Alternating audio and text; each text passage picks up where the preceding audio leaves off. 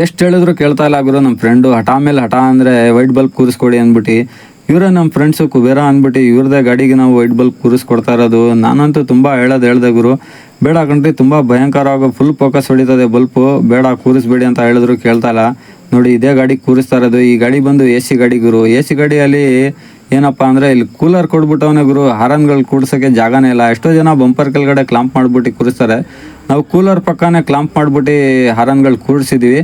ಹೆಡ್ಲೈಟಲ್ಲಿ ಇರೋ ಟೊಪ್ಪಿ ಕೂಡ ತೆಗ್ದಾಕ್ಬಿಟ್ಟಿದ್ದೀವಿ, ಯಾಕಂದರೆ ಇದು ಫುಲ್ ಲಾಂಗ್ ಡಿಸ್ಟೆನ್ಸು ಬಲ್ಪು ಬೀಳಿ ಅಂದ್ಬಿಟ್ಟು ಅದಕ್ಕೋಸ್ಕರ ಟೊಪ್ಪಿ ಎಲ್ಲ ತೆಗ್ದಾಕಿದ್ದೀವಿ. ಶೋರೂಮಲ್ಲಿ ಕೊಡೋ ಬಲ್ಪ್ ನೋಡಿ ಗುರು, ಇದು ಪವರೇ ಇಲ್ಲ ಶೋರೂಮಲ್ಲಿ ಕೊಡೋ ಬಲ್ಪಲ್ಲಿ. ಯಾಕಂದರೆ ಇದು 2-3 ಸತಿ ಡಿಪ್ಪರ್ ಹೊಡೆದ ತಕ್ಷಣವೇ ಬಲ್ಪ್ ಹೊಂಟೋಯ್ತದೆ, ಅದಕ್ಕೋಸ್ಕರ ಒರಿಜಿನಲ್ ಬಲ್ಪ್ ಕೂರಿಸ್ತಾ ಇರೋದು. ಈ ಬಲ್ಪು ಪ್ರೈಸ್ ಬಂದ್ಬಿಟ್ಟು 4,000 ಗುರು. 2 ಬಲ್ಪ್ಗೆ 2 ವರ್ಷ ಗ್ಯಾರಂಟಿ ಇರ್ತದೆ. ಏನೇ ಆದ್ರೂ ತಿರ್ಗಾ ಎಕ್ಸ್ಚೇಂಜ್ ಮಾಡಿ ಹೊಸ ಬಲ್ಪ್ ಕೊಡ್ತಾರೆ.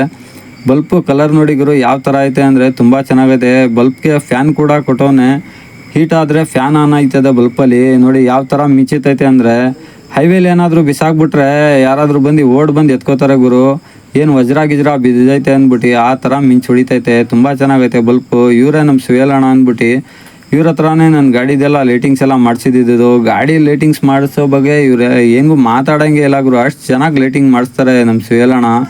ನೋಡಿ ಬಲ್ಪು ಯಾವ ಥರ ಬೀಳ್ತೈತೆ ಅಂದ್ಬಿಟ್ಟು ಹೇಳಿದ್ರು, ನಮ್ಮ ಮಾತು ಕೇಳಿಲ್ಲ, ಕೂರಿಸ್ಕೊಟ್ಟಿದ್ದೀವಿ. ಇನ್ನು ಮುಂದಕ್ಕೆ ಅವರೇ ನೋಡ್ಕೊಳ್ಳೋದು. ಸಿಟಿಯಲ್ಲಂತೂ ಹೈ ಬೀಮ್ ಹಾಕ್ಕೊಂಡು ಹೋಗಬೇಡಿ, ಲೋ ಬೀಮಲ್ಲೇ ಹೋಗಿ ಅಂತ ಹೇಳಿ ಕೂರಿಸ್ಕೊಟ್ಟಿದ್ದೀವಿ.